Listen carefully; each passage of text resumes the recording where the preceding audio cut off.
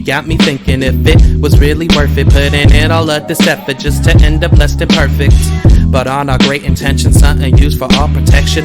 Or are they just another way to force out imperfections? I guess I'm just effective, pointed in the wrong direction. The library in my head is one fucked up selection. Now children pay attention or you'll receive detention, cause after this you'll be tested on your own reflection.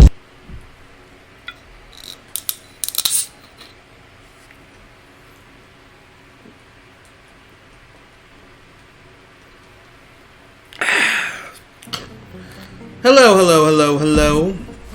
Hello. How are you guys? How's it going? How's it hanging? How is everybody doing tonight? This is the 40 Ounce Fridays podcast, episode 56. Yes, indeed. Fuck, dude. We really have hit 56 episodes. That's really dope to me that we keep going and going and going. I'm pretty sure I've been doing that a lot lately in the last few episodes, saying like, fuck, wow, we've actually made it to this many episodes. But you guys have to understand how surreal that feels to me, just for me personally, just because I always, years and years and years, talked about doing a podcast. I think since like 2014, I was like, dude, it'd be cool if we did a podcast. Dude, it'd be cool if I did a podcast. We should do this as a podcast. And I always talked about doing it with people, or doing it by myself, or doing this, or doing that. But I never did it. I always just had it as an idea. So the fact that I'm doing it, one day I was just like, fuck it, let's just do it and work our way up as we go, is dope. So yeah.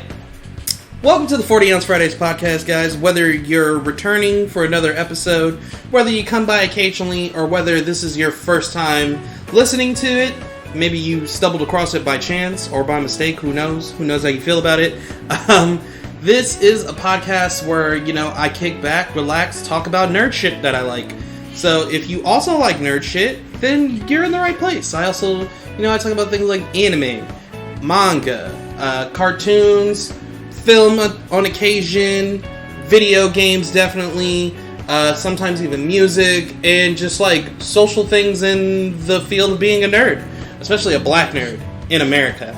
I want to go ahead and also bring up the fact that you might hear the faint noise of a fan in the background. It is hot as fuck in California right now. It is, especially even at night. It's cooled down a lot compared to the morning. I'm recording this as of August 19th, so it is Wednesday night. It wasn't that hot of a day today compared to the last few days before it, but it was still hot as fuck. And I was like, fuck, okay, we'll just power through. We'll do the podcast at night. It won't be as hot, and I'll just turn the fan off. Dude, I can't do it. I can't do it. I have it on its lowest setting. That's as low as I can go. This fan has been saving my fucking life, because I was having such a hard time falling asleep prior to getting this fucking this fan. It's like a little desk fan, but I have a table, a little tray set up next to my bed. I just sat it up on there, and I have it on max settings at night, and it just blows the coolest of air into my face as I sleep. I've been able to sleep peacefully ever since I got this fan, even through this heat. So, the fan stays on. It's on its lowest setting, but the fan stays on. I was testing stuff out with, like, music tracks overlaid to it, like, how I have my background music. You can't really hear it, but you might still be able to hear it depending on how high quality your headphones are. But yeah, that's about covers that. Introductions. What are we talking about this week?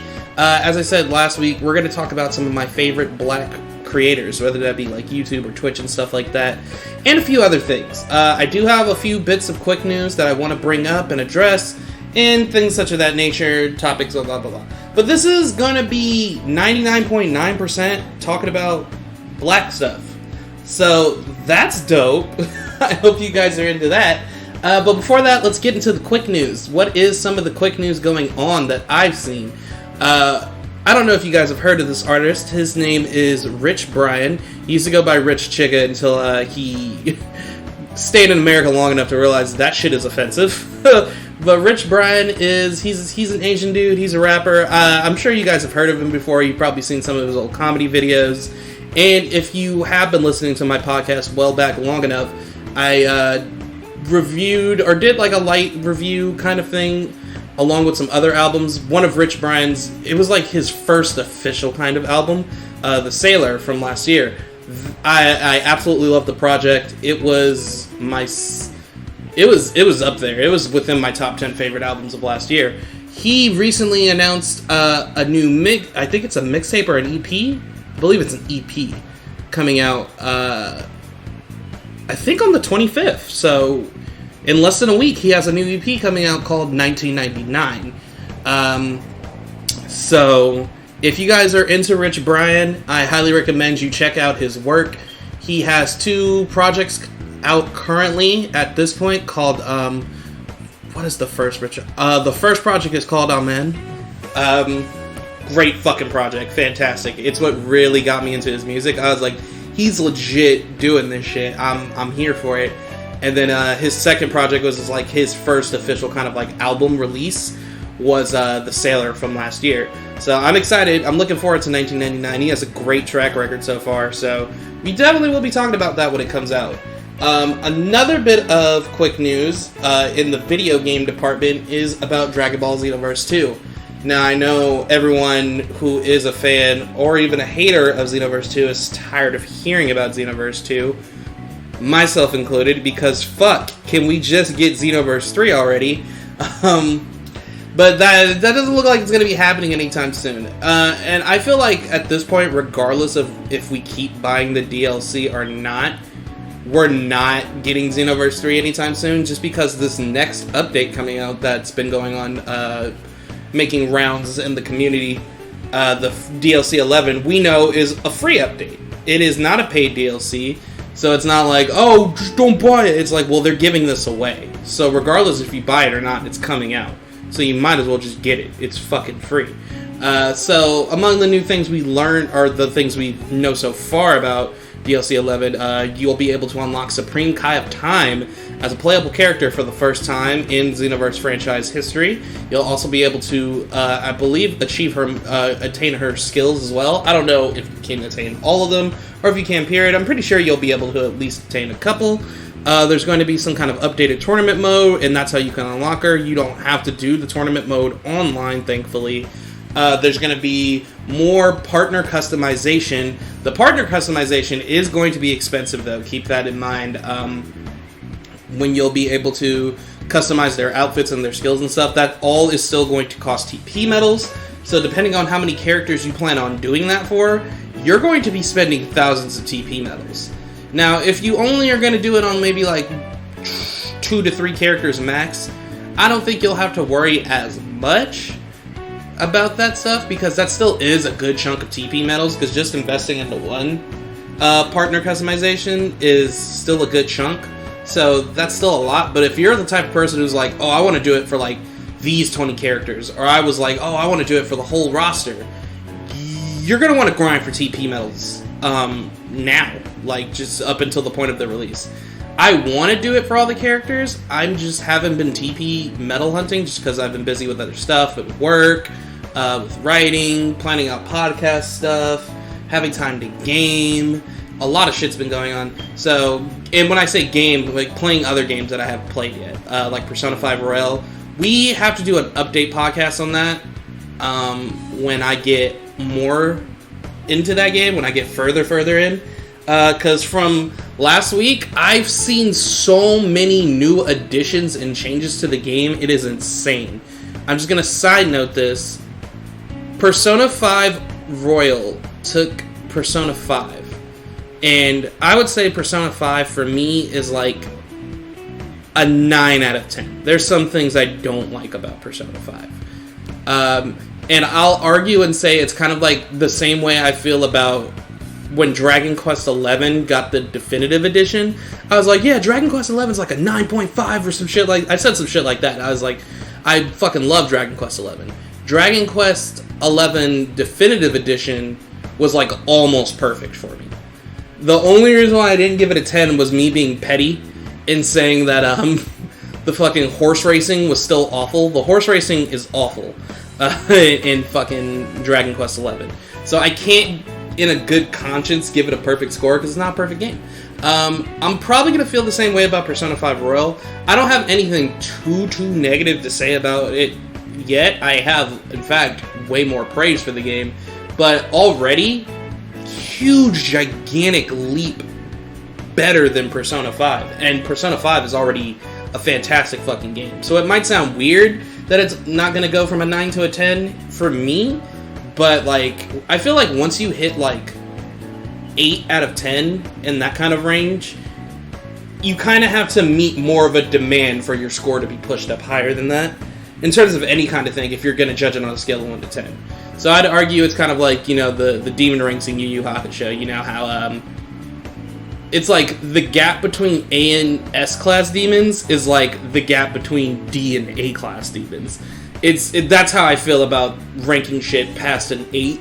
You have to really be a good, solid game, or you have to be fun, but then I subjectively give you a higher score than an 8.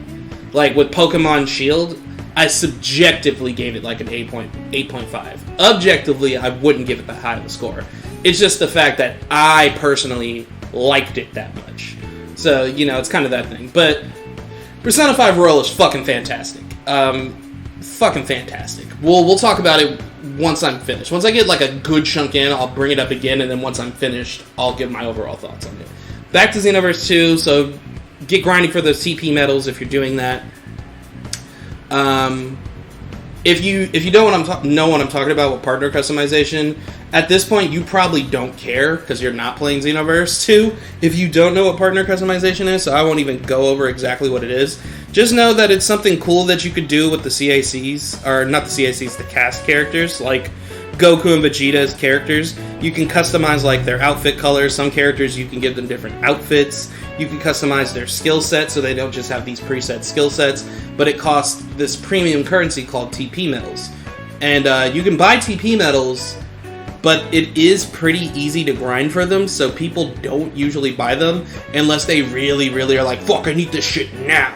So I can see, you know what, I just thought of this, I can see the fact that they're making all these partner customizations for the whole cast, because before partner customization was only available for certain characters that would like mentor you in the game, like you would train under them and they teach you moves. It looks like, according the way this update is going, it's going to be available for every cast character in the game, regardless of them being a mentor or not. I can see them pulling this because it would give more incentive for people to buy TP medals rather than grind for them, because to grind for TP medals isn't that hard. It really isn't. You can get them pretty easy, and sometimes they even like gift you TP medals. If you go on the online lobby, you can get gifted TP medals from the server.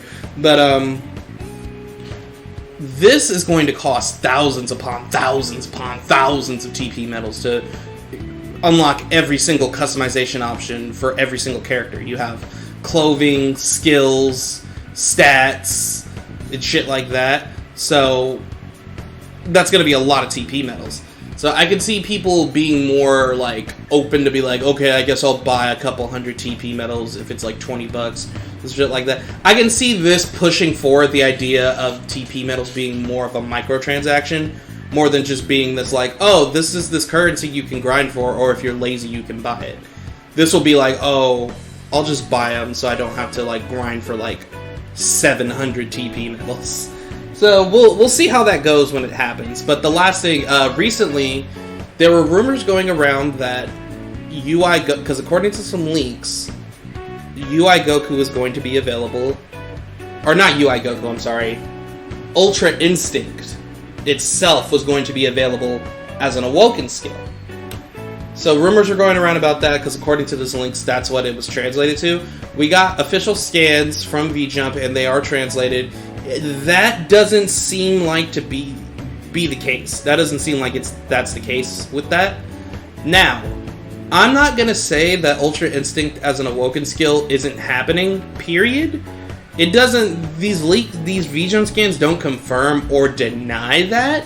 It's just looking a lot less likely that it will be. We don't know yet, because we don't even know when the free update is coming out. We still don't have a release date, as far as I know.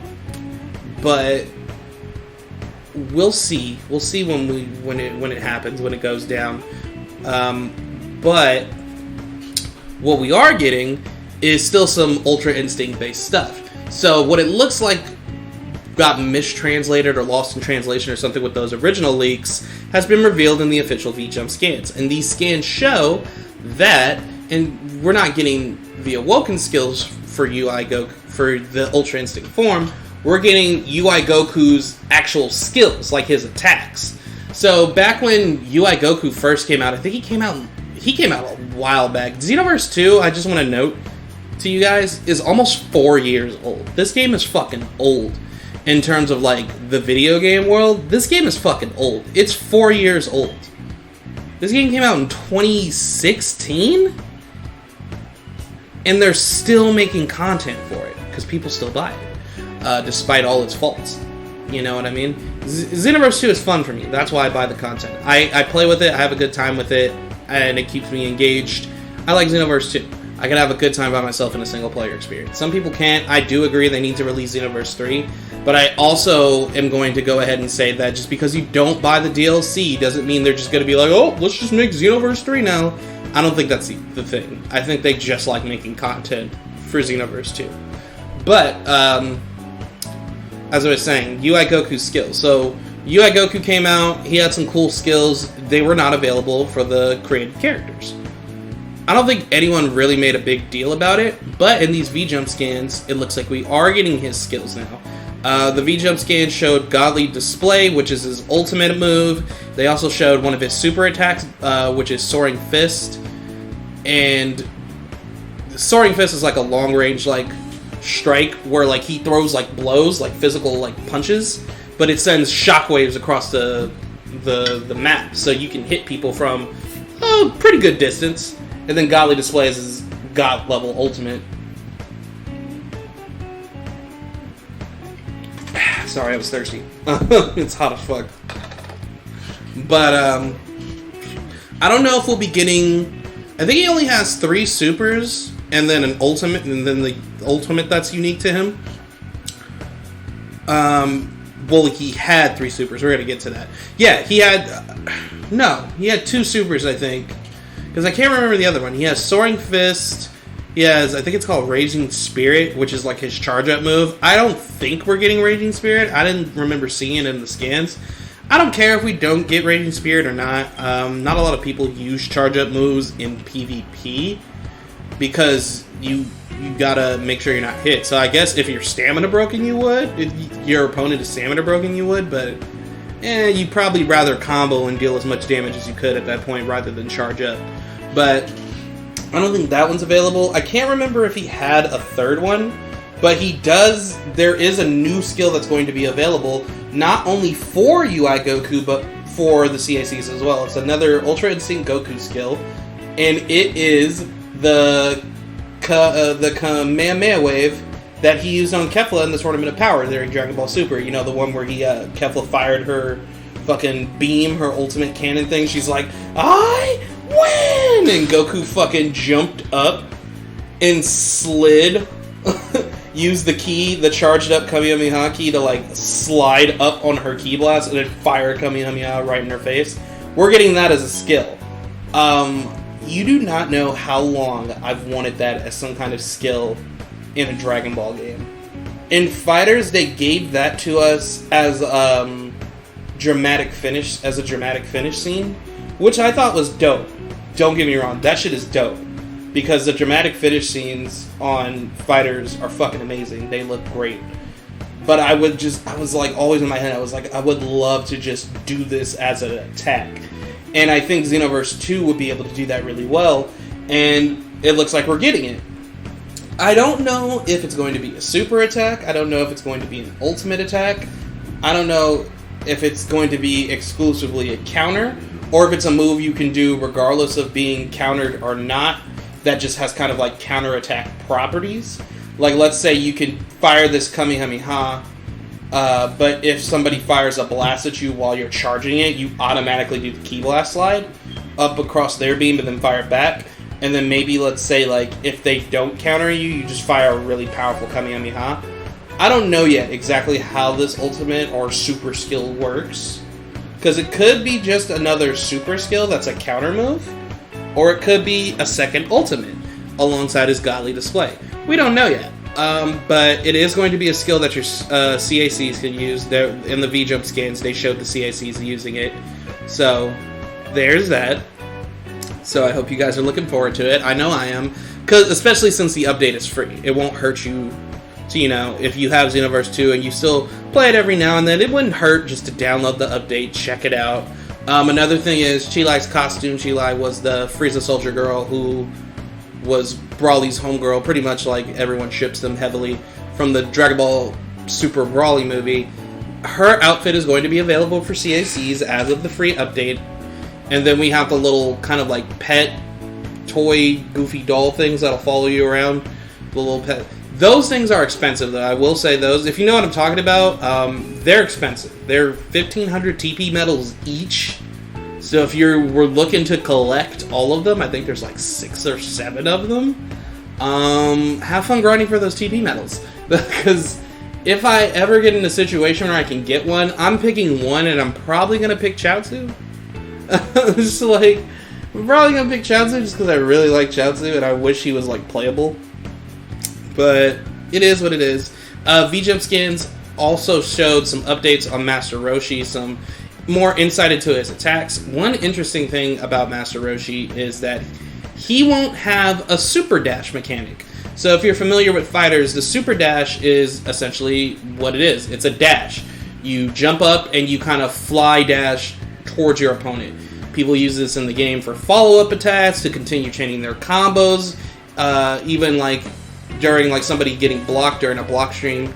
You can use a super dash in your combos while they're blocking still. Shit like that. You can counter a super dash with another super dash. Things of that nature. It keeps shaking things up, keeps the game going quick. It's a base mechanic in the game. It's not something that, oh yeah, this character can super dash. It's like, that's just a standard thing characters can do. But it looks like Roshi will not be able to do that, which kind of makes sense. Because when you super dash, you are flying, and Roshi cannot fly. I don't know if people knew that or not, but Master Roshi cannot fly. So it makes sense in terms of the lore of the story, but they easily could have just given him a super dash, because technically you can't even fly in that game, like floaty float, to begin with, unless you have like a skill on your character moveset that does that. But whatever, it looks like that he's going to get some kind of special jumping technique that he can do.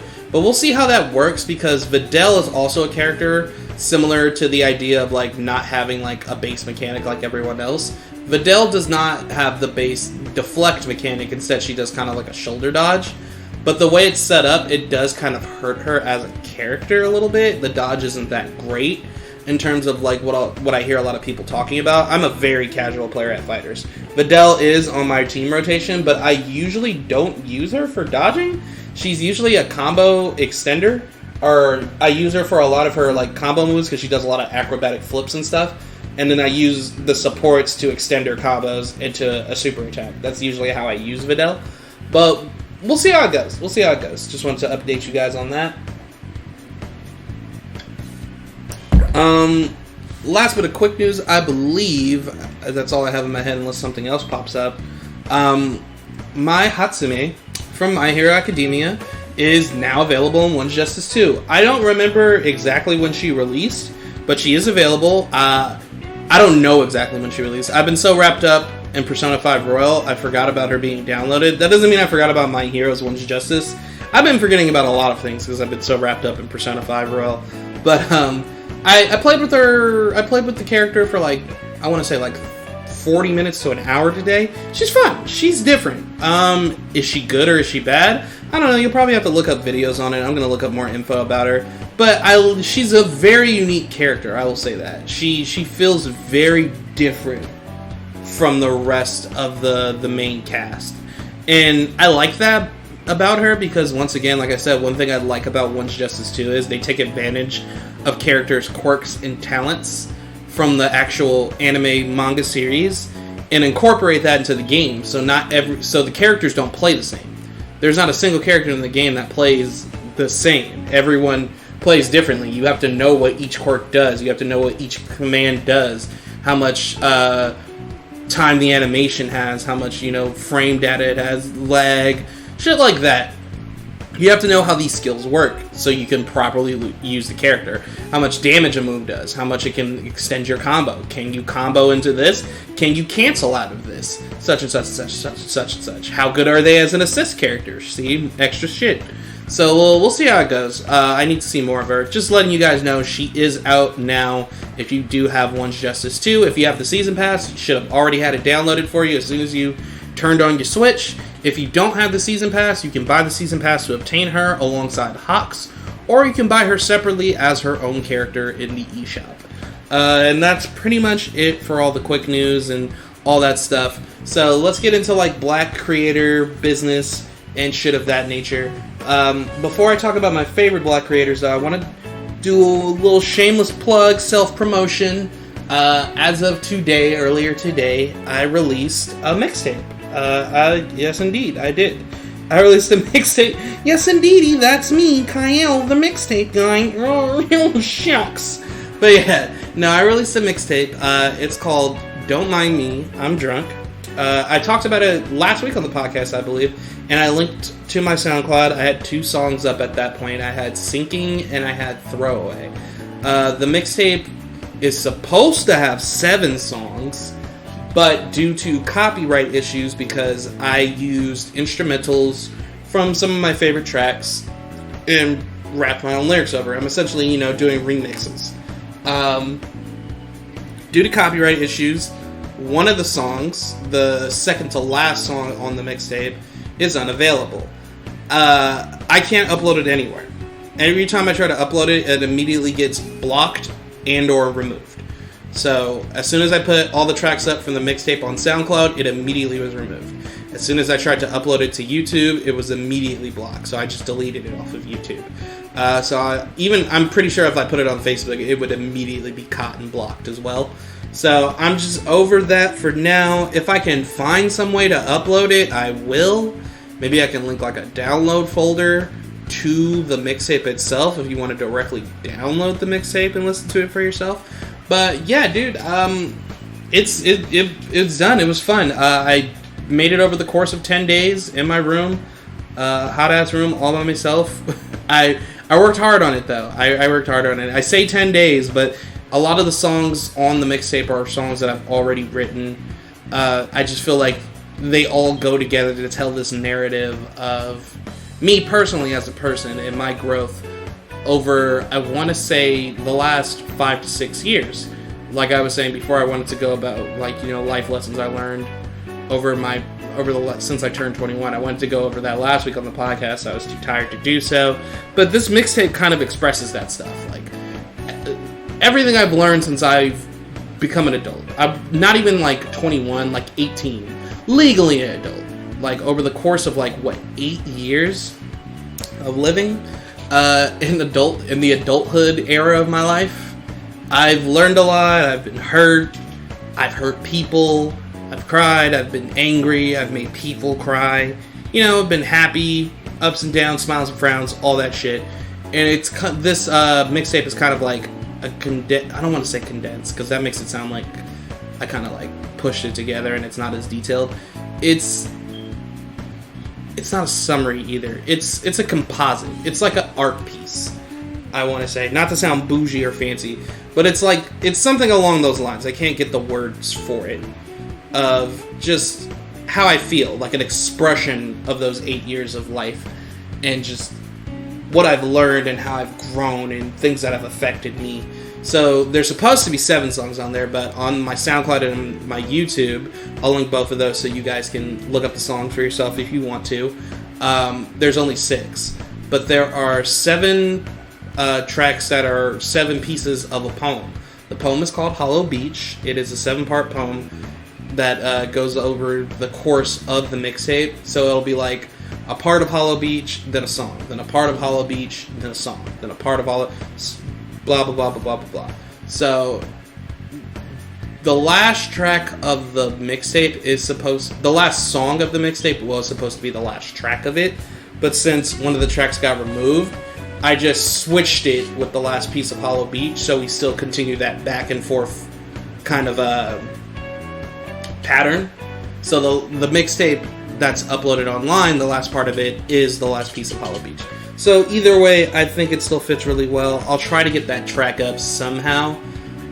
Maybe it'll be a bonus track. Maybe I'll just use a different beat, re-record it, and then re-upload it somehow. We'll see how things go, but I worked really hard on it. So if you guys want to give it a listen and see how you feel about it, please do so. And I want to thank everyone who supported me through the whole way, who kept telling me, Kyle, record some music, upload it, record some music, upload it. I feel really good about it at the end of the day. It's not like the highest quality thing. It's not the greatest sounding thing in the world, but it sounds honest, and it came from the heart, and it's something that I can say is mine, that I made, that's out there, regardless of how, people feel good or bad. I did that, and I can say I did that. It's kind of like the same feeling I got when I first started doing the podcast. It's like, you did it.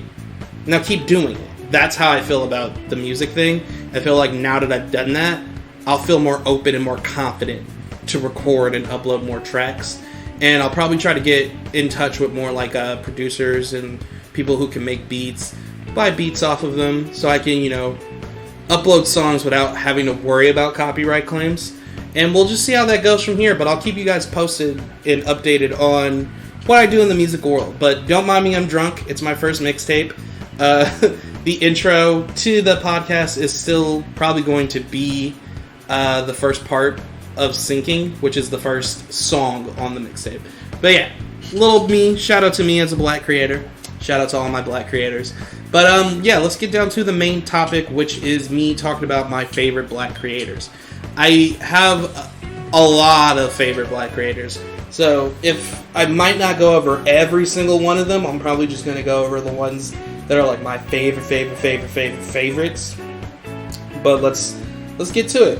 One person I want to shout out or talk about immediately is, I'm sure you guys have seen it before. I've talked about him on the podcast before, a few weeks ago actually, or not a few, more than a few weeks ago.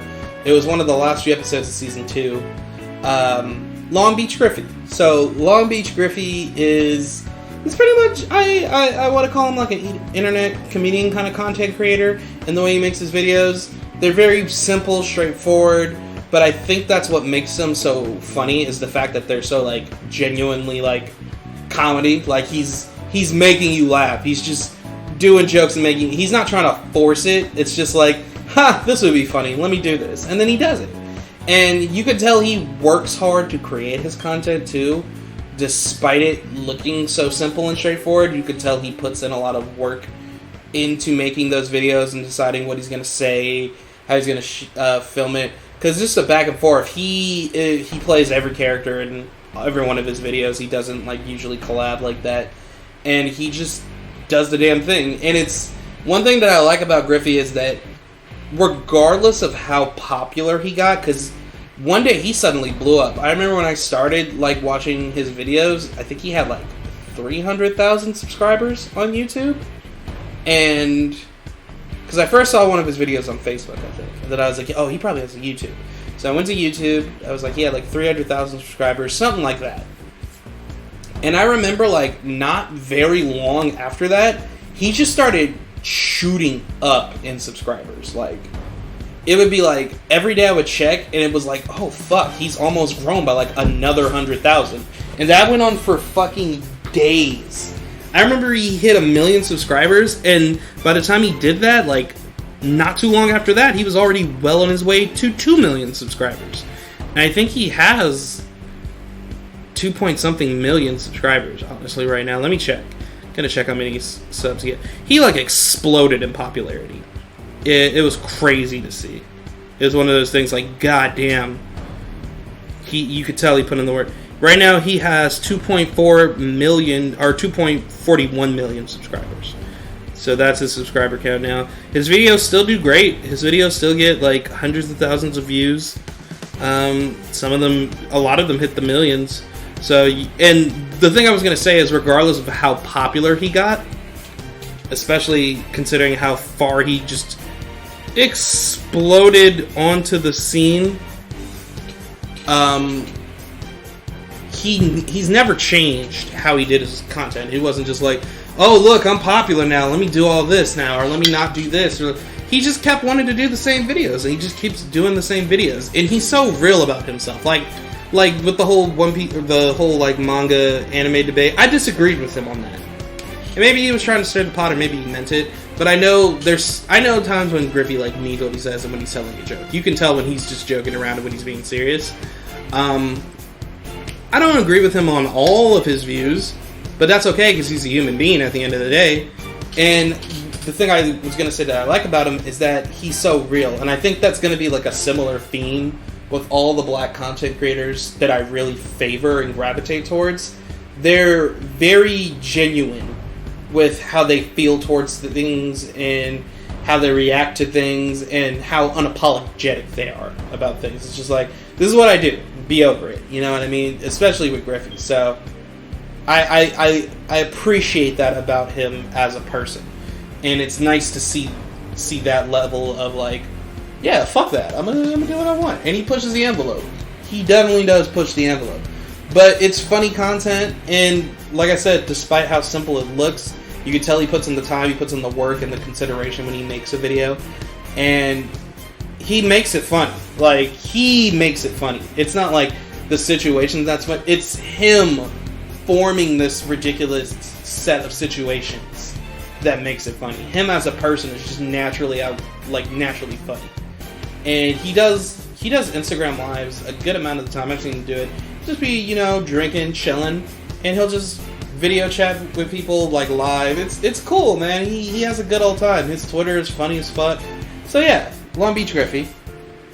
Another creator I want to shout out. I was just watching his videos earlier today, and my girlfriend was over, and she finds him funny as fuck. I want to bring up Keith, Mighty Keith from the YouTube channel The Keith Crew. He currently has 430k subscribers, though I really think he should have a lot more. Makes great content. He does a lot of video game content, a lot of fighting game, kind of skit type videos. He'll do discussions about them as well, mainly with Smash.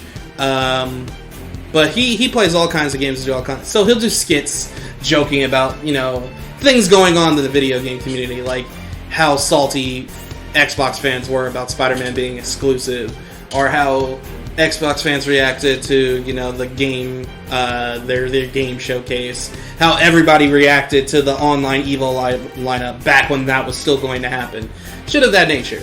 And he just makes these genuinely funny skits. He's also another type of person that just kind of plays all the characters, does his own thing, but he does it so well in the situations.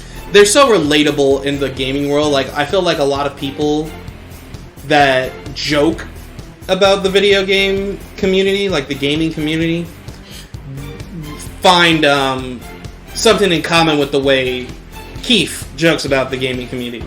So it's cool to see. It's exactly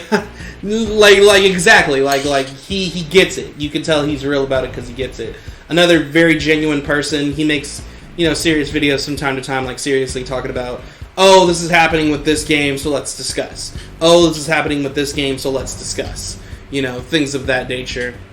And he's just an overall funny dude. So if you haven't seen Keith or or his channel, the Keith Crew, check it out. Mighty Keith, bro. Funny dude.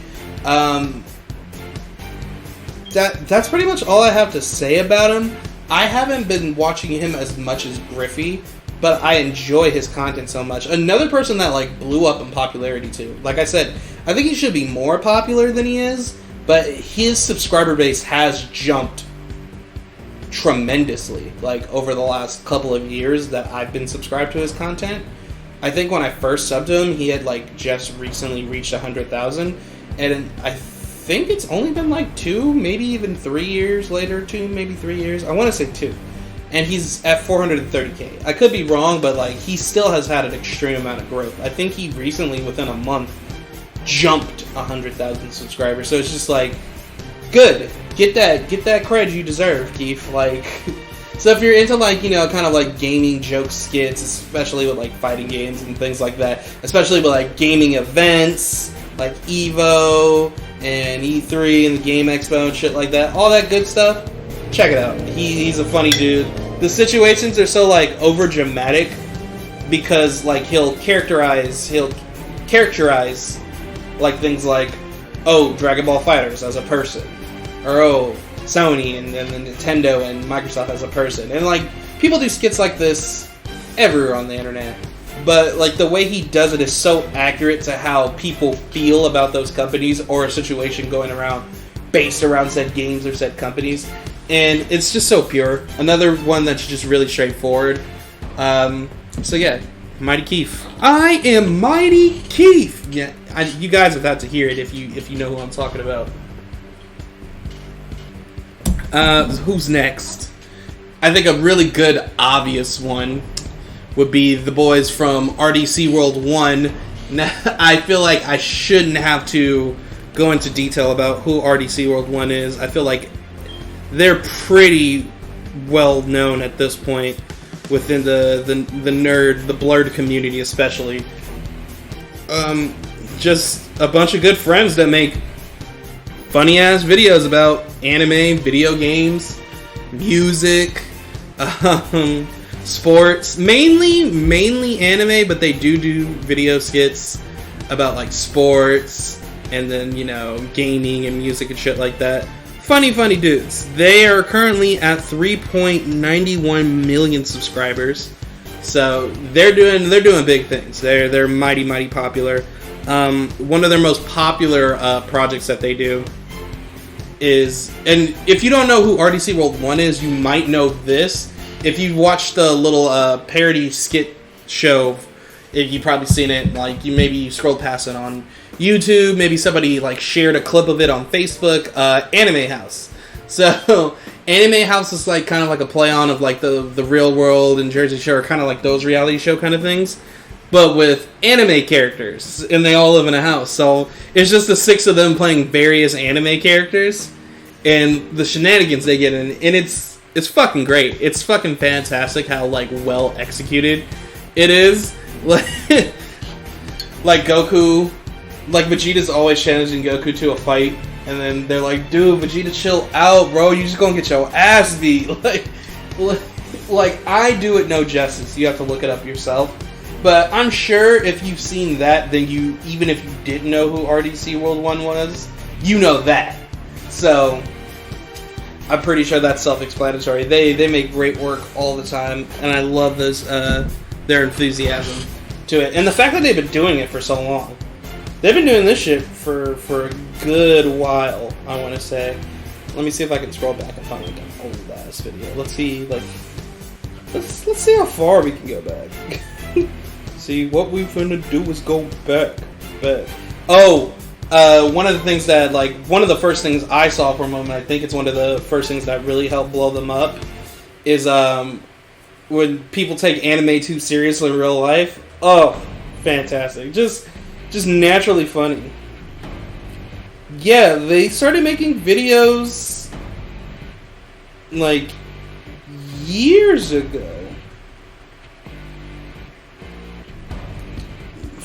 Like, the oldest upload I can see is from like 8 years ago. And it looks like they were making some different content. Maybe it was like not all of them quite there in the group yet.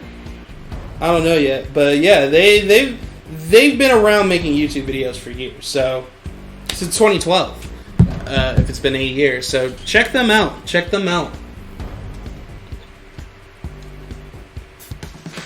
Excuse me, I'm drinking. Am I drinking water? Yes. Am I also drinking beer? Yes. The water is to keep me hydrated. The beer is for the chillin'. It's 40 ounce Fridays. I had to get a 40 and crack one open, dude. I just dropped like a mixtape. I'm not trying to gloat. I'm just kind of like proud of myself. That was an accomplishment. Anywho, I don't want to sound like a piece of shit. I'm gonna have to be paranoid about it. But the next creator I wanted to bring up. Who did I want to bring up? Oh, this dude is hilarious. Another one of the... See, like, a lot of the content creators I like are the types, especially, like, with the black content creators, they're the type to just be not doing too much with their video content. It's like just enough, and it's natural. Like they're not trying to show out. They're just like, I want to make video content. I want to do this, you know, and that's what I like. I think that's what I gravitate towards. The fact that it's just so genuine. They're, like I said, a recurring theme is they're so genuine. They're so pure. They say what they say. This is what they mean. Like, this is how they feel about certain topics, and that's why I enjoy content creators that do that. Now, a lot of black content creators do that, so I think that's why I gravitate towards them. Oh shit! So at 666,000 subscribers. Jesus Christ. We have my boy Daquan Wiltshire. I believe that's how you pronounce his name. Wiltshire. This dude is hilarious. He's hood dude. He was in the military. He's been in the jail. You know, street stories. He's an avid anime fan. Avid porn watcher. This dude chills in his house, pulls up his camera, pulls out his phone, talks about anime, talks about past life experiences, talks about current life experience. And he's full of energy. I think that's the thing that's good about it too. Like, you can tell, like, he's kind of playing it up, like, a little bit, but he's so high energy in his videos that you can tell he's not lying about them either. Like, he's just like, this happened. Let me tell you the story about the first time I did, like, shit like that. And his content is hilarious. He's another person that's not afraid to say what he wants to say, whether you agree or disagree. And I think he's also respectful about certain things. Like, he's told jokes about, you know, the whole about trans people, but at the same time, he's just like, I'm cool with however you want to be. This is just how we felt in the current situation. This is what happened. This is the story, or shit like that. And he's like, I'm not gonna lie and say I wasn't, like, I didn't know what to say or I didn't know what to do in the situation. You know what I mean? Things like that. He's not trying to hide the fact that, oh, you know, what exactly do you do in situations like that? But at the same time, he's like, it's not like I prejudice against him. He's just like, I don't want to be rude. Is more of the thing. But he's joking around. He's telling a story. It's like how Dave Chappelle would tells the story in what's it called? It's the bonus scene, the bonus, like, extra video. It's like a hidden video that plays after you watch Sticks and Stones, the comedy special on Netflix. If you watch the whole thing, even the credits, another video will play after that on Netflix, and it's kind of like an extra 20 to 30 minutes of footage. And he has a story about a trans woman that went to one of his shows, and she was saying, I forget what she said. She was like, people, I forget what she was saying, but she was laughing at the trans jokes too. And he was like, isn't that crazy? Like shit like that. He was like, I was afraid she was about to be mad as fuck. And so shit like that. But Daquan just is an honest dude. His videos are like the most straightforward of probably any content creator I watch. But that's okay, because he does it so well. And again, just another pure thing. Funny. If you ever need a laugh, his videos are also pretty quick. They're longer than Griffey's. Griffey's videos tend to be longer. I mean, Griffey's videos tend to be shorter. They tend to be like, you know, no more than 3 minutes. Sometimes they're longer than that. It all depends. But average for Griffey videos is probably like 2 to 3 minutes. RDC World 1, it varies on the project. Sometimes it's just a skit. So it's a couple minutes. Sometimes it's a bigger project or video, like a part of Anime House, or like a long form skit, shit like that. Daquan is probably in the middle. His videos probably range from anywhere between, like, a lot of his older videos are shorter, like a couple of minutes, but lately he's done a lot of longer form content, like 10 minutes to 20 minutes, sometimes longer than that too. So if you're looking for like a quick laugh after a long day and you just need to kick back and listen to some dude just be wild, act up, tell some jokes, and just tell the story, act a fool, check him out. And he, like I said, he's also, like, you know, real about himself. Like, I believe it was like last year he uploaded a video and he was like, dude, yeah, I'm like straight up depressed. Like, when was the video? Oh, I think it was 8 months ago. It wasn't even a year ago. Shit. Yeah, so like, some point last year, he uploaded a video. And he was sitting in his car and he was just like, you know, I'm depressed. Like,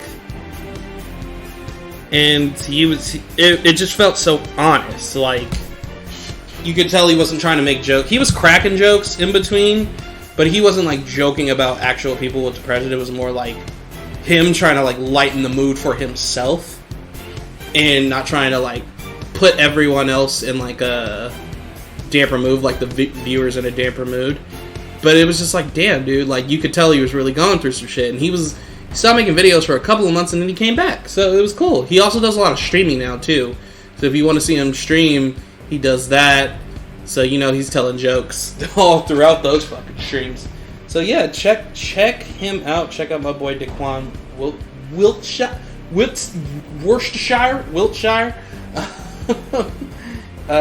He does great work. Next person I want to talk about is probably the smallest content creator out of all the ones I'm going to bring up, but he's slowly been growing bigger and bigger. He's probably the person I've been watching the most recently, like the newest content creator in terms of... No, there's another person too. There's another black content creator I want to bring up. They're bigger though. But regardless, I believe both of these people deserve some love, deserve some praise, and I'm gonna bring them up. Let me look up his channel because I want to tell you how many subscribers he has as well.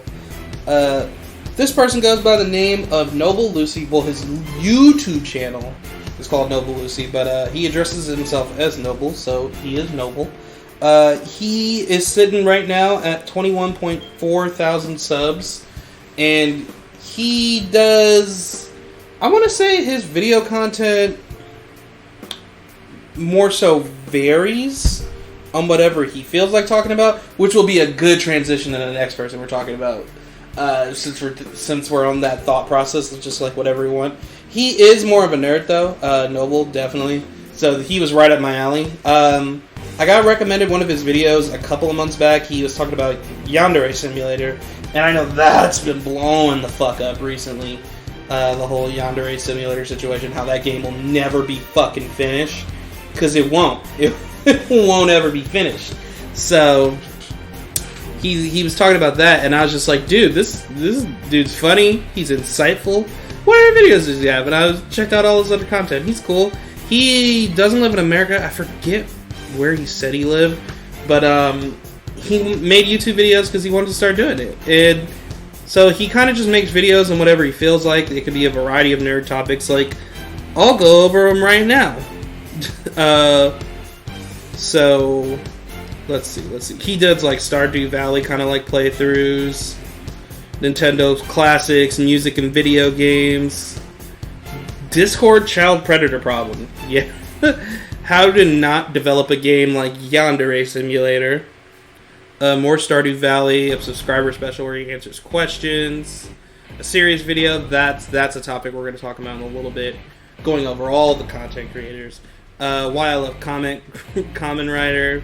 My new favorite genre of music, Bardcore. Raid Shadow Legends is a scam. Stardew Valley again, you know. Shit like that. He'll just go over general topics that he's interested in and make a video about it. So that also varies the length of them. Some of them will be really long forms of content. Like maybe like, I think he does have some stuff that's 20 to 30 minutes long. If you're like really looking for some stuff like that. His Stardew Valley playthroughs are longer, of course, because they're playthroughs. How not to develop a game like Yandere Simulator is 27 minutes. Normally his videos tend to be like, like 10 to 20 minutes. Maybe they'll be longer depending on the topic. But he goes over a more variety of things. He doesn't have kind of like a set form. I mean, Daquan doesn't either. He'll talk about whatever. But his are more forms of like walking around and telling a story. Whereas Noble has videos like where he kind of, you could tell he makes a script and he makes a video, but it'll be about whatever topics he wants. And he's a smaller creator. Like I said, he only has like 21k subscribers, but I feel like he definitely deserves a lot more love. I feel like the level of content he's creating deserves more subs, so I hope I can spread the word, and I hope other people can spread the word about him so he can get more subscribers, because he's a fun dude. He's a funny dude. I think my volume fucked up. Hold on, give me 1 second. We're gonna check this. So there might be a weird little cut in between all this. Okay, I think we fixed it. I just happened to look down and see, like, why does it look like my audio is getting quieter? I know the audio is going to be more all over the place for this recording, just because the room still has quite a bit of empty space in it. But usually layering the background music over it, and I've been getting better with editing audio, just a tad, just because I have shitty setup for recording, a shitty setup for recording. So I've been getting better. I've been getting a tad better. So everything should be good. Everything should be going as normal. So yeah, that's Noble for you. So check him out, please. I feel like he deserves so many more subscribers than he has. He makes some great stuff. The next person I was going to talk about. Who was I going to talk about? Yes. Okay, so speaking of making content about whatever they want, another good creator I watch. Despite me and my personality, I do enjoy, some commentary style channels. So I do like them, and we'll talk about that right now. So one content creator I do enjoy that I'm going to talk about that does commentary style videos, but commentary style videos on whatever they want, is a person by the name of D'Angelo Wallace. D'Angelo Wallace, I started watching his videos, I also want to say earlier this year.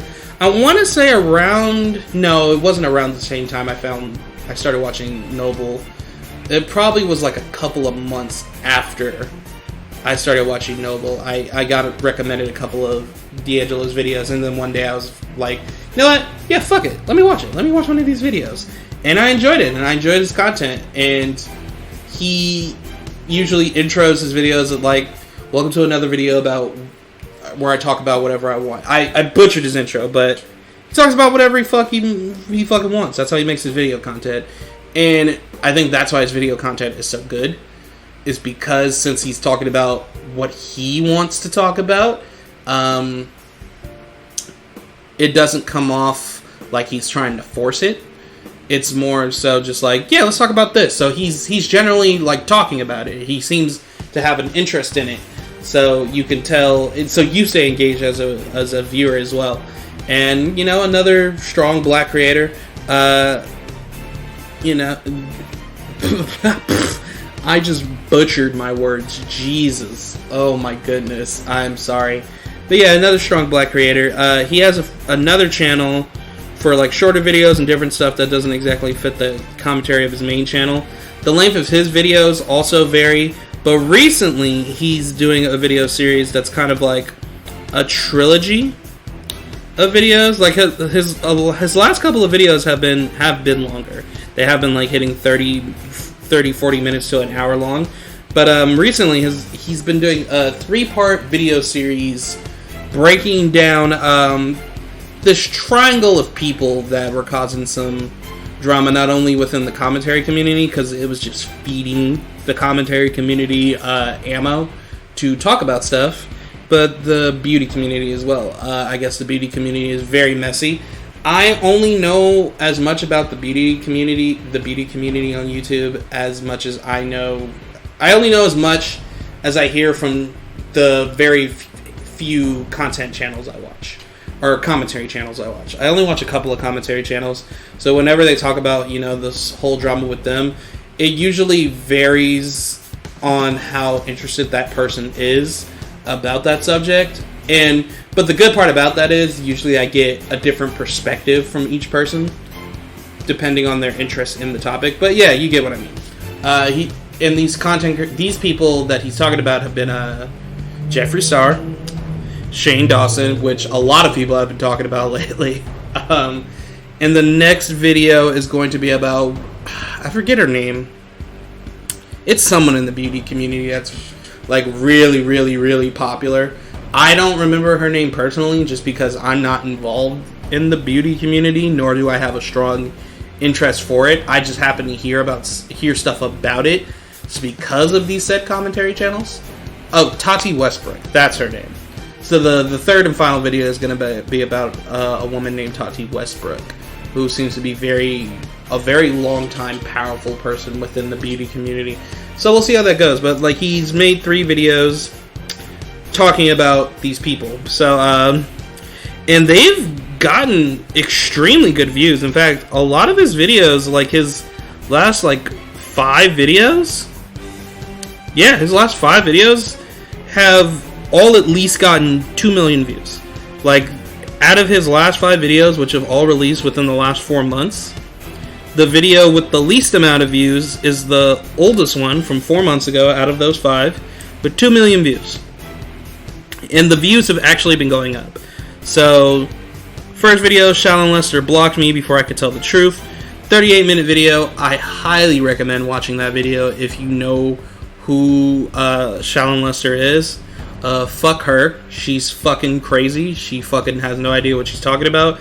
If you don't know who she is, we probably won't be talking about her on this podcast, as I don't usually talk about commentary like topics or drama on the podcast.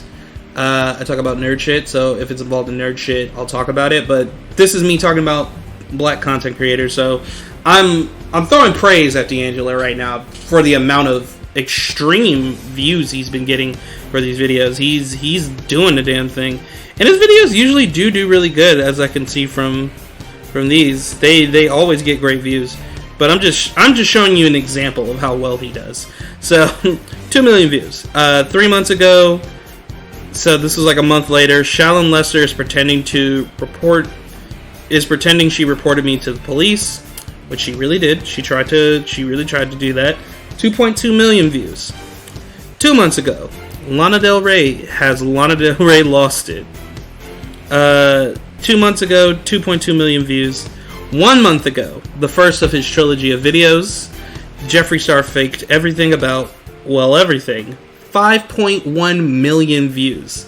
Finally, 3 weeks ago, this was an hour and 13-minute video. Very good video. I recommend all these videos if you're interested in these topics, or if you're just interested in a good breakdown of these topics and you're interested in the situations and just like hearing somebody with a good point of view and a good kind of middle ground, like to bring out the facts but not be too biased, talk about it. This is your guy. But the exact moment Shane Dawson's career ended, 12:37 p.m., June 30th, 2020. This video came out 3 weeks ago. This was his latest video on his main channel. 10 million views.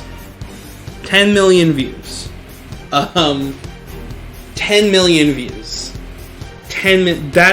I just want to tell you guys, that's a lot of fucking views for a video. A video that's only been out for 3 weeks, and he has 10 million views. Granted, the Shane Dawson situation and controversy is probably pulling in a lot of people to watch these videos. Even still, regardless of that, 10 million views is a fucking lot of views. People really sat down and watched this video. So, I think that's dope. He pulls in a crowd. He has a really, nice personality, in general, attitude towards his work. You can tell he's enjoying what he's doing.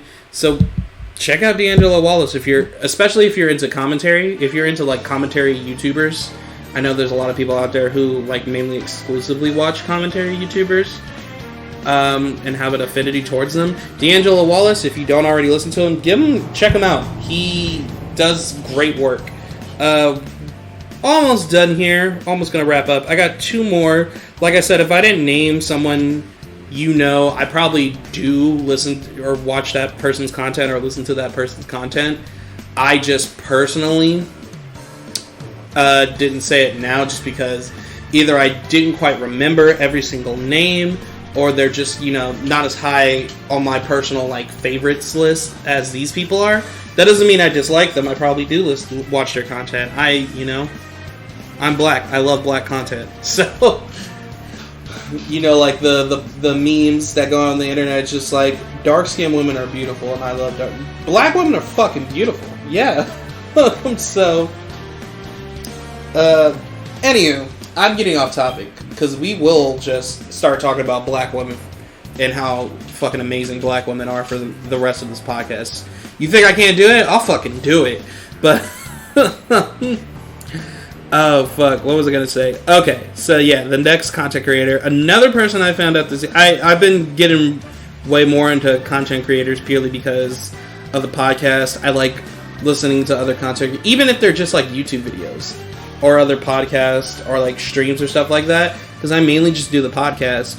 But you can still learn a lot from other content creators, even if it is like a YouTube video or a stream, just because I do a podcast.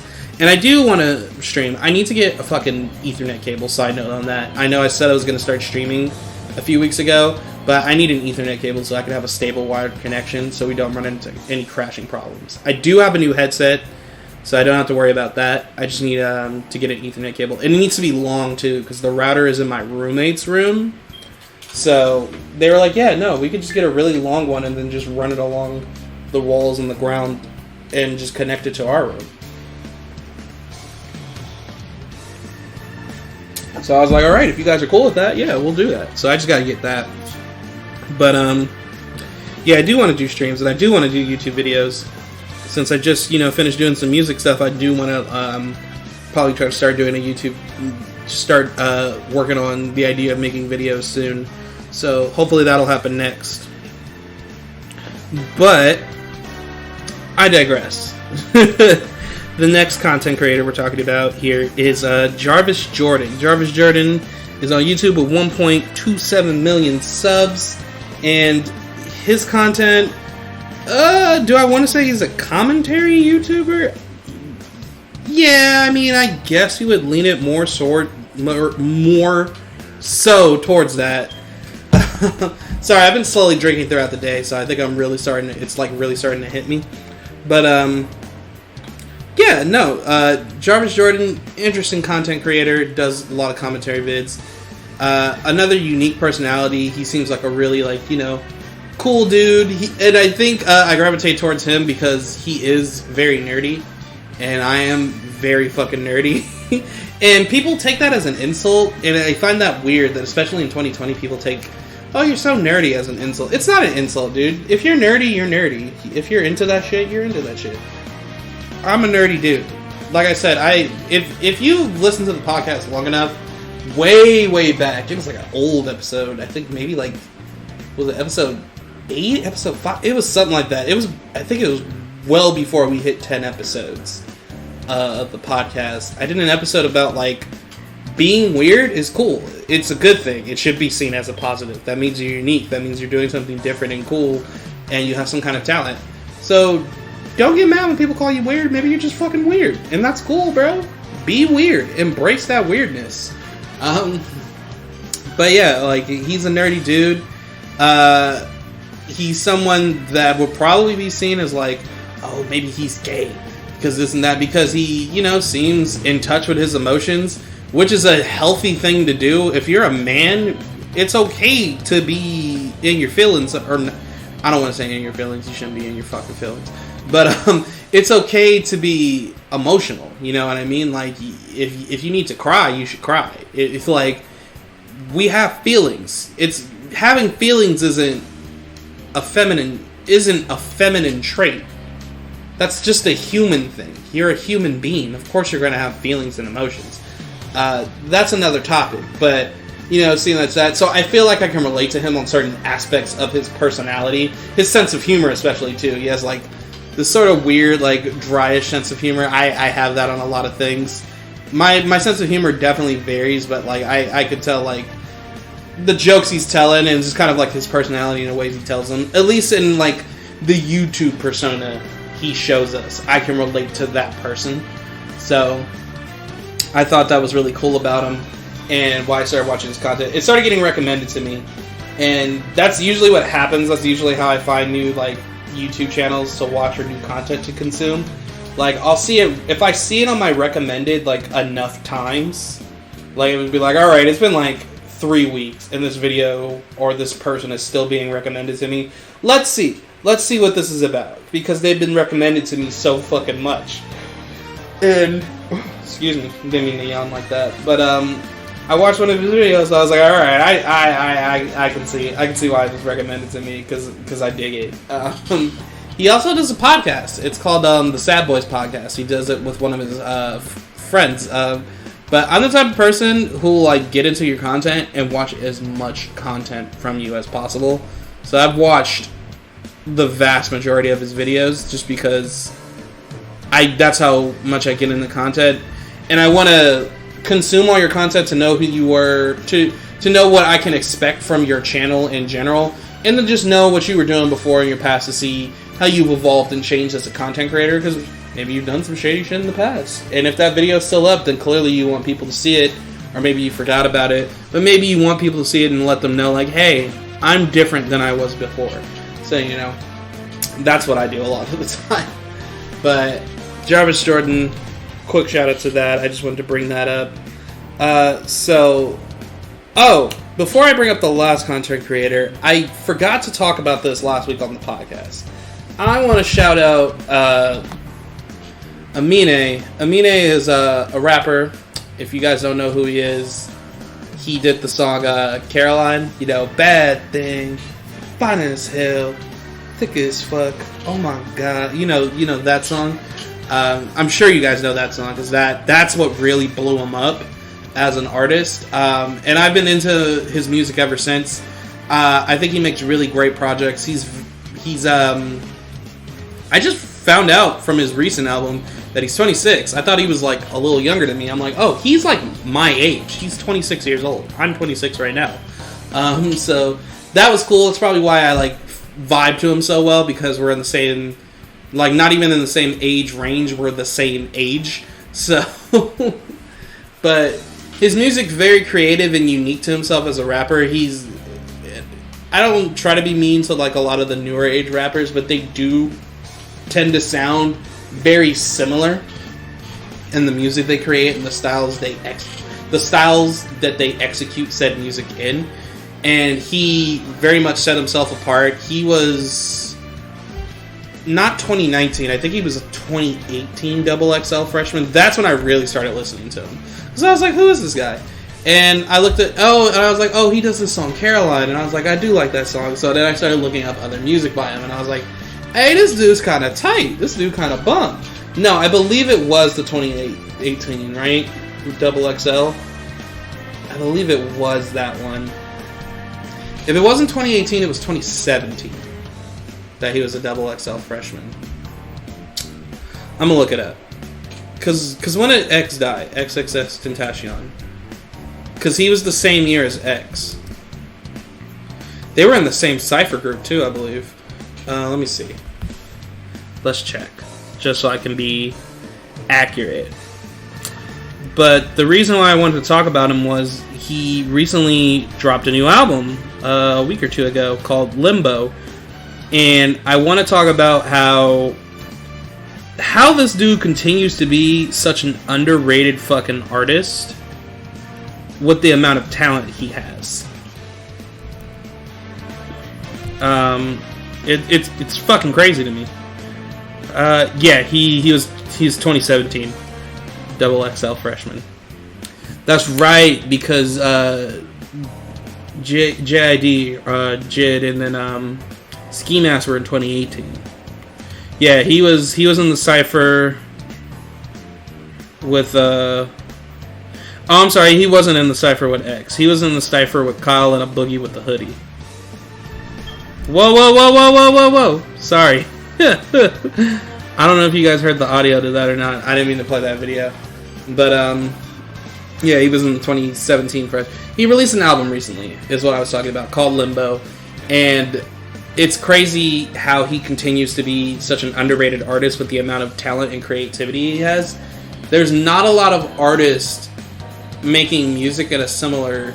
Not a lot of rappers making music in a similar style that he makes his music in, like in the level of creativity, whether it be like in like the beats, like the production of it, his flow, the lyrics, even like the videos. Like, he's a very creative person in this generation of rappers, and that's what catches your attention about him, I feel like, or at least to me. And I feel like he should be getting more buzz. But Limbo is fantastic. If you need a hip-hop album to listen to, and you're trying to listen to something before, like after you watch this podcast or listen to this podcast, maybe it's late in the night and you need something to listen to go to sleep, listen to Limbo. It's really good. I promise you. It is so good. I'm gonna list off some of my favorite tracks. My favorite tracks, I think it's like, 12 tracks long, 13 tracks long? Let me see. Amine Limbo. It is... Hey, go to full view all. It is 14 tracks. It's a 14-track album. So if I had to list my favorite tracks off the album, I'd probably say Riri is definitely my favorite track off the entire album. Fetus, as you know, as the name sounds, it's a great fucking track. It's a great fucking track to listen to. Compensating, Shimmy, Riri, and Compensating are like the 3 singles off the album. And I'm not a huge fan of Young Thug, but even I thought like Young Thug did alright in the song for Compensating. And Compensating is just a really good song. The beat rides really well. Fetus is good. My Reality, which is the closing track. Burden. All the tracks are good. But if I had to have like a top 3, it'd probably be Riri, Fetus, and a really strong tie between, you know what? No, it'd be Riri as my favorite, Fetus as my second favorite, and then My Reality as third. Only because I'd probably tie Compensating and Shimmy, and I don't want to like have 2 songs tied for like the third spot. But Limbo, I think he also has like a live performance video where he performs the entirety of Limbo. It's on his channel. It's called Live from Limbo. I haven't watched it yet. I need to, because I want to sit down and like watch it. I just don't want to like only listen to it. You know what? I'll do that. I was gonna play Persona 5 Royal, but it's almost midnight. I have to go to work, so I can wind down by watching that. It's like an hour long. Yeah, Live from Limbo. 2 weeks ago, only 220,000 views. Needs more views. I'm telling you, this dude, he fucking kills it, dude, and I don't understand. Like, he deserves more fucking credit than he gets. Love him as a content creator. Love him as an artist. Great rapper. Check him out. But anywho, we're gonna move into my last one for tonight, talking about content creators. My favorite black content creators. So, just to wrap up everything, you know, I've talked about this creator several times on the podcast before. He's definitely become one of my favorite, if not my favorite, content creator in terms of like just YouTube content, streaming, and podcasts. And it kind of changed into other black content creators too, just because of this person. But you've heard me talk about him before, the Black Hokage. The Black Hokage is definitely probably my favorite black content creator out currently. Dude is just very well rounded in the content he creates. He does, you know, video compilations of certain like streams or highlights and stuff like that, just for the comedy of it. He does podcasts. He has 2 podcasts. He has a solo podcast called Hokage Thoughts. You can listen to that on Apple Podcasts, or you can go to his YouTube channel, The Black Hokage, for a video version of it. He also has another podcast on Apple Podcasts called The Gaming Illuminati Podcast, where him and 2 of his co-hosts, who are also a part of the group that he created called The Gaming Illuminati, made for, like, you know, realized black content creators. With Ethos and UGXJG the Don. Yeah, they do that, the Gaming Illuminati Podcast. That shit is great. That is also on Apple Podcasts, or you can go to the Black Hokage's YouTube channel and watch the full, like a more video version where he just kind of has like gaming footage played over it as well. So you have other sources. He also made the Gaming Illuminati channel, which is the hub for his group, the Gaming Illuminati, so you can watch video content from everyone else involved in the Gaming Illuminati. The main people I know from it, just because I mainly watch Black Hokage's content, but especially recently, I've been looking at the other members' content as well, just because I want to expand my horizons on get other people's opinions on different things in terms of content, especially within that circle, because he keeps a very tight circle of people with him. So I know I can trust when to expect some good content from them. So you got Ethos, you got JG, who are the main two co-hosts with Black Hokage on the Gaming Illuminati podcast. There's like Ziggy, Ace, Anon, I believe too. I believe all of them are members as well.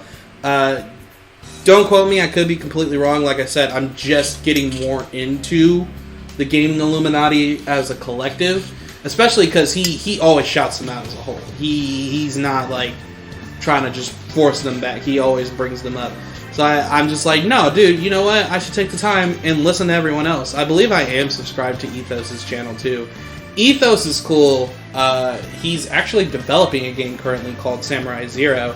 So if you want to subscribe to his channel, it's called Gaming Ethos, and you can get all the updates on that. JG, I don't know if JG has a YouTube channel, but JG, you know, he's successful in other places. He just recently got married and had a kid. So congrats for him for starting a family. But yeah, I really like the content. I really enjoy it. And it's not like, he does this, but this is whatever. It's like, overall, like, everything Black Hokage does is extremely well crafted. Like, his YouTube videos are made very well. The podcasts are made very well. He has great streams. His streams are hilarious. He keeps people laughing. He keeps people entertained. He keeps people engaged. And he does a great job. I believe his YouTube channel only has 600 and something thousand subscribers, but what was I gonna say? He's not stressing over YouTube as much. He's focusing more on the streams, and he uploads, like, you know, clip compilations to there, or like the video versions of his podcast up to there. So that's more of like, this is more like a secondary thing to him, which is because he's like, well, I make more money doing this other stuff, so why would I focus on that? And the main reason I like Black Hokage, he's very entertaining, he's very funny, but he's also very informative. He keeps you informed. He drops knowledge gem after knowledge gem after knowledge gem, and you don't have to completely agree with his opinion. He even says that, and I don't always agree with his opinion or the Gaming Illuminati's opinion on certain topics. I'll find myself disagreeing with certain things they bring up or discuss or talk about. But it's the fact that they're very respectful about it. Like, yeah, maybe they'll clown and joke about it because they're funny guys, they have a good time. But they're respectful in the point where, like, they articulate and break down. Well, sometimes they don't have to break down why, but they give a good, solid reason as to why they have that opinion they hold. It's not just like, I don't like this bullshit because of this. And that's partially because they're older dudes. I think Ethos is actually closer to my age. But Black Hokage is like, he just recently turned 30, I believe. So he's a few years older than me. He's 4 years older than me. So there's a certain sense of, like, there's a little bit more wisdom for him as a human being than myself, even though we're both adults. But you should always be able to feed off knowledge from other people. You should always be able to obtain knowledge from others and learn new things that you didn't learn before. You're not perfect. You don't have all the answers. So you should always look to people, regardless of their age. There's content creators that are younger than me that I always gain some new knowledge or perspective from. So that's cool too. And I'm still fairly new to podcasting and doing all of this. It's only been about a year, a little over a year since I started doing the podcast. So it's definitely something I like watching, and it keeps me motivated. It keeps me looking forward, because I remember one thing he said that really kept me motivated on working on what I'm working on, whether it be the podcast, music, writing, whatever. He's like, you don't know how long it took. Yeah, you can say, like, yo, yeah, this person was an overnight success. This is me paraphrasing what he said. I don't remember exactly what he said. This is me paraphrasing what he said. He's like, yeah, they're an overnight success, but you don't know how many years it took for them to become that overnight success. In a sense where it's just like, oh, yeah, they suddenly blew up. But it's not like, oh, they made like 2 videos and then suddenly blew up. You don't know how much work and time they put in prior to that. So that overnight success could have taken like 5 years, 6 years, because I believe he's been making content since he was in high school or something like that, or a little after high school. But people, he always brings up how people like, man, I wish he was like the old you telling jokes and doing this. But he always brings up the fact he was like, dude, I was like 19 when I made content like that. He would always say I'm almost 30, but he's 30 now, so he's like, I'm 30 years old. Like, why would I make content like that? He expresses that over the course of that time of 11 years that he's grown as a human being, which is a positive. You should want to grow as a human being. You should want to progress and do better and do more. He grew out of that older content. He's not saying he regrets doing that older content. He's saying he's not that person anymore. So why would he continue to make content like that? But he's moved on for that and become more successful. He understands business more. He understands how to cut a check. He understands, what he needs to do to get his money. And I respect that because he's put in the time and the work to understand how all that goes down. And that's one of the reasons why I find it that he's probably one of my favorite content creators currently, is because of that layer of like just dropping that knowledge on you on top of being a funny dude. I'm not saying the other content creators I listed don't drop knowledge. They do from time to time. But I feel like Black Hokage's is really pure. It's kind of like on a higher level. Like he feels a little more wise than those other people. But I think he is older than all the other content creators I named, I'm pretty sure.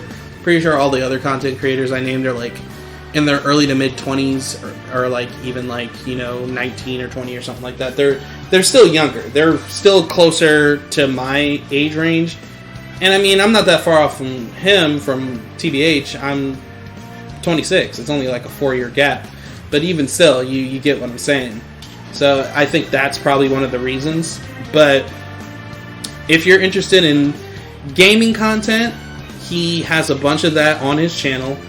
He also streams, so you can check out his streams and, just be a part of it. If you're looking to laugh, have fun, have a good time, he welcomes people to the streams with open arms. All you gotta do when just don't jump in and start acting a fool or acting an asshole as soon as you get there. Introduce yourself, chill out, relax. If you ask a question and he sees it, he'll answer it. Like, as long as it's not a stupid ass question. Which I fully agree with, which I'm fully down for. Like, don't ask stupid-ass questions. But, he's a cool dude. He's definitely a cool dude. Like, he's a real genuine person. And like I said before with Jarvis, like, this seems like the person he is, like, as his YouTuber persona. This is like, his internet personas. He's even said he only shows as much as he wants you to see. He only shows as much as about himself as he wants us to see. And that doesn't mean he's hiding anything. He doesn't have anything to hide. That just means mind your own fucking business. I don't need to let you know anything more about me. And that's another thing I fully agree with. There's a lot of stuff I don't talk about myself with the podcast concerning myself, because that's not anyone else's business but my own. If I feel like I want to discuss it with other people on the podcast, like bring up the topic because they were late, sir, this is just something I want to talk about, I'll talk about it. But there's a lot of stuff I don't talk about on the podcast just because that's my personal business and I want to keep it that way. I want to keep it private to myself. So I have like this level or this layer of respect for the Black Hokage because of that. Because, like I said, I do disagree with him on topics and various things and opinions. Because at the end of the day, we're human beings. We don't have to agree with everyone. And just because your favorite content creator said something you didn't like doesn't mean they can't any longer be your favorite content creator. You don't have to agree with everything your favorite internet celebrity or popular person says. You can disagree with them. And while I do disagree with them on certain things, certain topics, certain subjects, because, I just have a different opinion. I feel like in terms of like being more of a logical thinker, I can relate to his content a little more as well. I think that's what it is. He does seem like a more logical thinker. He even says he's more of a more logical thinker. And I fall along the lines more of that. I do talk about, emotional stuff a lot on the podcast and how it's okay to, be emotional and this and that and feel this way. because you should be able to. You should be able to express those emotions. But he's also brought that up. But at the end of the day, I'm a more logical thinker. You got to think with your head a lot of the times, especially with like a lot of the nerd shit I'm discussing. That's just how it goes. But yeah, I don't want to say I look up to him, or I'm, because I don't look up to him, but I just enjoy his content, and I always can take away some information or some knowledge every time I listen to like a podcast episode, whether it be from Hokage Thoughts or the Gaming Illuminati. I can always get a laugh from him, from like his video compilations or his streams, and have a good time and enjoy it. Like, his content is good. Like, it does what it's supposed to do, and it's very good quality. He's a very good video editor as well. I want to start learning video editing, so I want to start taking Skillshare classes for it. I need to sit down and do that too. When I'm all said and done, I should do that. I should get down to it. I said I was going to do it, but that's a whole nother thing. But yeah, check out the Black Hokage if you haven't. I always shout him out. I love his content, and any of the other Black creators I brought up. And one last thing I want to bring up about all these creators, especially all these creators brought up the whole Black Lives Matter situation back when it was extremely, like, when it was blowing up with the whole George Floyd situation and the riots and stuff like that. All of these people spoke out and they were like, yeah, fuck that, Black Lives Matter. Like, none of them tried to pussyfoot around it. None of them just were silent. They all were like, no, I'm black. Like, Black Lives Matter. Like, this is important to me. So I respected them extremely for that. Like, every ounce of my being is just like, yes, Black creators represent. Don't stay silent. Stand up for what you believe in. I even did that, and I'm like microscopic in terms of like my impact and my popularity online currently. And I was still like, that's not the point. The point is, this is how I feel. This is what I stand for, and I'm gonna say it and let my voice be known. So that's another reason why I mainly picked these people, and why I was able to think of them more so off the top of my head, because I know for a fact they all did that. Now, that doesn't mean the people I didn't name didn't do that. I'm just saying these are more of my favorite ones. But I think we're going to wrap up. We got a solid hour and a half in. I had a good time. The audio might be a little janky on this one just because of the fan, and I was constantly kind of like leaning back and forth in the chair. But we're just kicking it tonight, guys. Next week, I will be doing the Fire Emblem Three Houses podcast thing on the Blue Lions path, just like I did with Golden Deer, like way back, like months ago. So that'll probably be a more focused podcast episode. It'll probably have a more centralized audio. Like, I'll be more in a sitting position to just talk over my notes and discuss how I feel about the Blue Lion route and Fire Emblem Three Houses. So that'll be next week's podcast. And then after that, I don't know yet. We'll figure it out. But thank you guys for kicking it with me for another episode of 40 Ounce Fridays on another Friday night. You guys, again, thank you, seriously. But yeah, so next week, Fire Emblem Blue Lions, we're talking about that. We're talking about that path and the whole story. So spoilers ahead if you have not played the Blue Lion path of Fire Emblem Three Houses. And spoilers ahead if you haven't even finished the first half of Three Houses, because there's a spoiler that happens in the first half. There's a couple of things that happen in the first half that are spoilers. So pretty much if you haven't played Three Houses and you care about the story, don't listen to the Fire Emblem podcast, because I'm spoiling the shit out of them. But anywho, that's all I have to talk about. Thank you guys for listening. Thank you so much for the love and support. I will leave links to the mixtape, my mixtape, Don't Mind Me, I'm Drunk, for YouTube and my SoundCloud. I'll leave them in the description for the podcast below. You guys have yourselves a good Friday. Have yourselves a good weekend. Have yourselves a good next week. I love you guys, and I will see you next time. Bye.